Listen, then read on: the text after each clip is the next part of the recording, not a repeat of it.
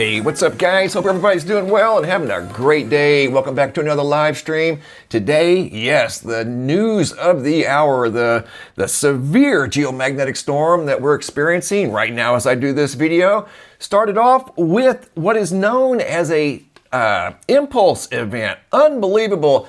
This doesn't happen very often, but it happened today. So we're going to talk about that here in just a moment. Like I said earlier, we're currently in the middle of a KP 8, in between 8 and 9, as you can see over here at the planetary K index. If it gets up to 9, we'll be in a full-blown, it's just completely maxed out. That would be a G5 geomagnetic storm. Right now we're in a G4, almost a G5. But as I mentioned earlier, everybody, welcome to the live stream. Lordy, everybody's showing up today. Hey, AZ Watchwoman, Blue Yossi, good to see everybody here again today. Papa Meatballs, what's up? The planetary K index is what's up right now, and it's because of this massive CME that made it to the Earth in, guess what, less than 25 hours. That's moving at a staggering 3.72 million miles per hour. This thing, keep in mind, this CME just left the sun yesterday. Here's what it's doing right now. Look at the proton storm. This is the Earth right here. It looks like we're in the middle of a snowstorm. We are in the middle of something very big right now. And when we get in the middle of these very big storms like this, they can generate earthquake activity on the Earth, as we all well know. And we've seen some earthquake activity today. There was a 6.0, 900 miles east of Brisbane, Australia, earlier today. That's not necessarily an uncommon place for earthquakes, but nevertheless, that was a big earthquake that they haven't seen down there in a while. There's been a series of small earthquakes around the world, which is just another day, but look for an increase in earthquake activity. There was some smaller earthquakes by the Philippines today, but the Philippines is a superhighway for earthquakes. That's not necessarily uncommon, kind of like the Aleutians of Alaska. There's always earthquakes up there, but we're looking for larger earthquakes, and more than likely there will be some, guys, so don't be surprised, because the activity that's swarming the Earth right now is very, very strong, and we could see more. Looking at the Earth-facing side of the sun, this sunspot right here is what started it all right here, 4341. On the back side of the sun, it had a different number, different name, but it was doing the same thing. That's why we expected this to happen on the Earth-facing side of the sun as well. I'm receiving photos of auroras almost instantly as we had the sudden impulse event, and I'll talk about that here right now. Got a beautiful series of photos from our friend Graham out of Dumfries, Scotland. Thank you, Graham. Really appreciate that. Graham is normally in the chat. We'll see if Graham's up. I think he probably is. He's probably outside taking more pictures of the aurora. But let me talk about this sudden impulse event that we're currently, we experienced when the shockwave impacted the Earth. It's the solar wind speed jumped. I mean, it jumped by a factor of it went from 600 to 1,000 in less than 30 seconds. It in between measurements, jumped up to 1,051 kilometers per second. That is moving. Look at the IMF, the planetary magnetic field. The BZ was up in the 70s at one point. Are you serious? The 70s. Wow, that is really rocking. That is by a factor of 10 what it normally is on just a routine day, a factor of 10. Unbelievable. So here's a look at the ACE chart showing the real-time solar wind, and you can see right when the sudden impulse event occurred. And this was a global disturbance created by the leading shockwave of the high-speed CME that made it to the Earth in less than 25 hours. Just under 25, in between 24 and 25. Once again, moving at 3.72 million miles an hour. The Carrington event, for example, that impacted the Earth in 1859. I'm sure if they had the instruments, there was also a sudden impulse event during that the largest one ever recorded storm. But they didn't have the instrumentation to measure it, but it was moving at a staggering 5.8 million miles an hour.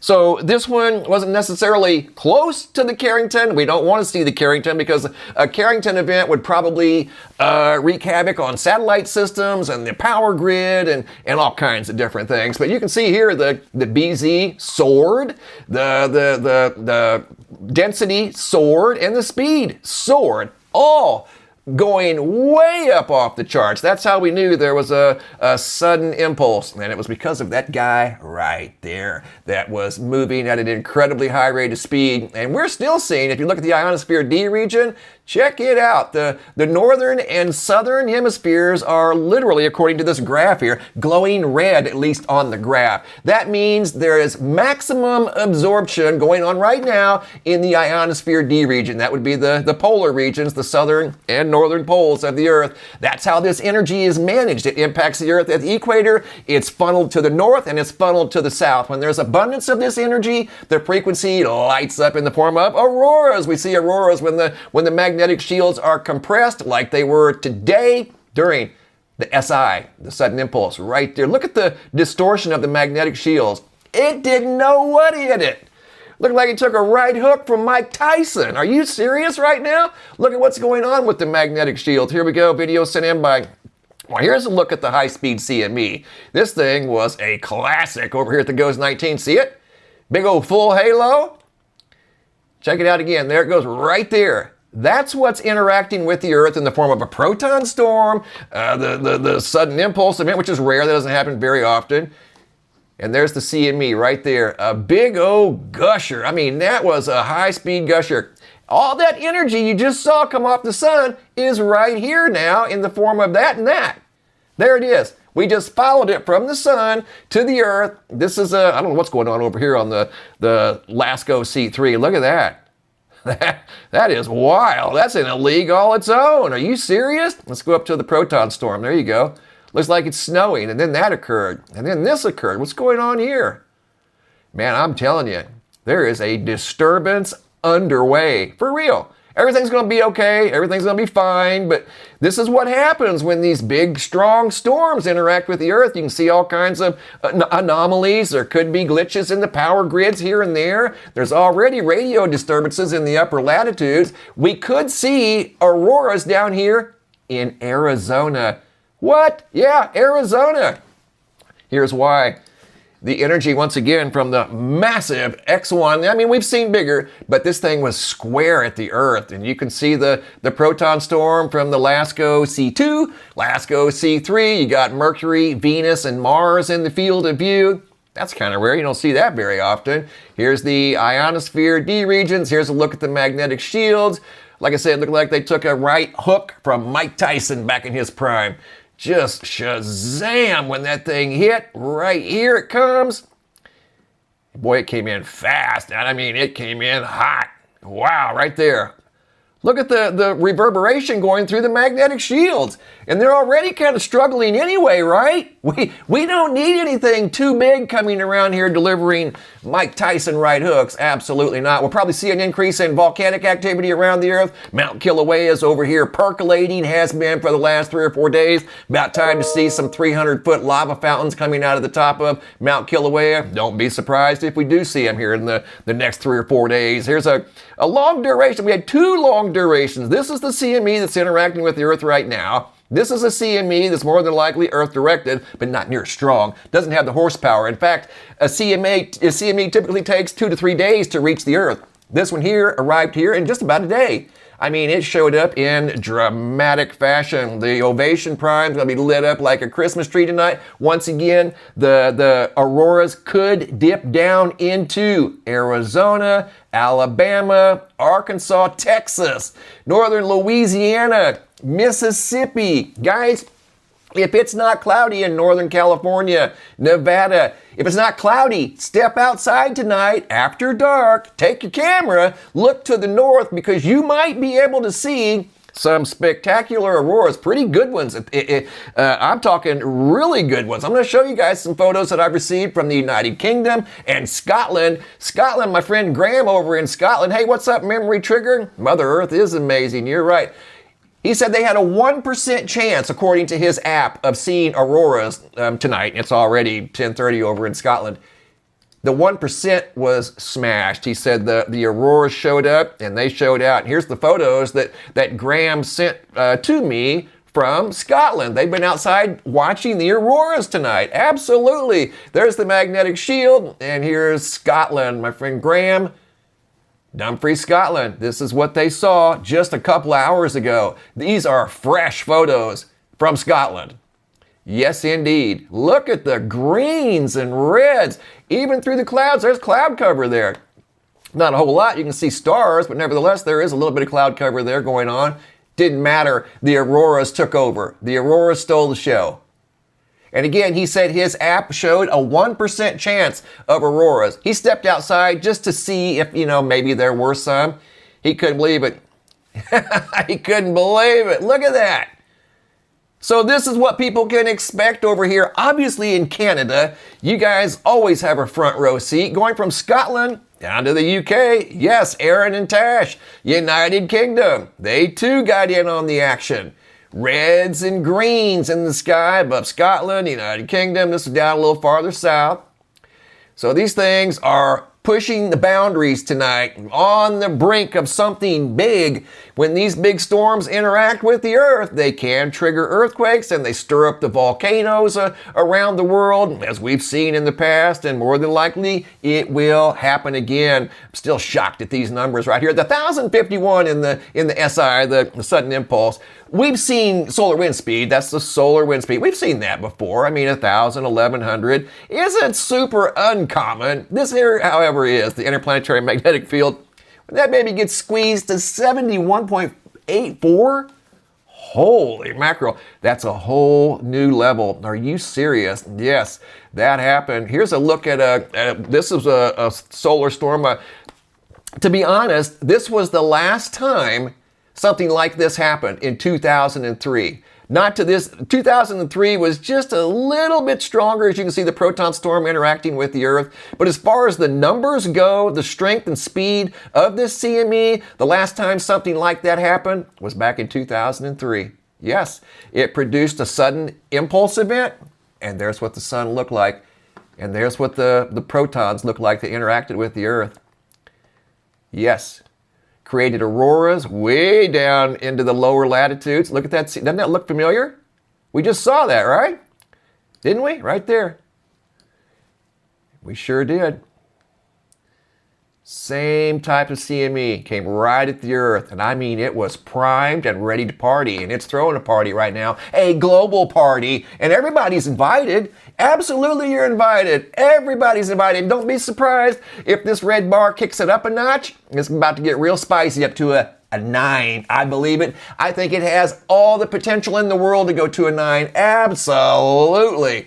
In fact, I would bet on it. I don't gamble. I'd say if there was ever a chance for a KP9, G5, it's today. It's going to happen. So we'll just have to wait and see. It hasn't updated yet. It updates every 3 hours, so it's due to update here in the next, 60 minutes. So we'll see. I think it'll be a K9, though. If not, I would be very surprised, as again the polar regions are at maximum overdrive right now. You can see over here on the right, this is the maximum absorption, goes up to 35. It's at full throttle right now. Full throttle. And here's why. You're looking at the LASCO instruments and they're showing you what's up. Don't see that very often. It looks like a blizzard wrapping around the Earth. It's a big event, and it's a sign of bigger things to come. Absolutely. I had people ask questions earlier about, can this type of energy affect your animals? Absolutely, it can. It can affect people too, because remember, like animals, birds, and all creatures of the Earth, we're biological antennas, right? Of course we are. So we receive this energy, we detect it, we feel it. Of course we do. Anything on Earth feels it. So the Earth feels it, you feel it. It's just that simple. I don't know what's going on here. Yeah, it's not complicated. It's really not. If the Earth feels it, you feel it. Absolutely. Okay, what is up with that?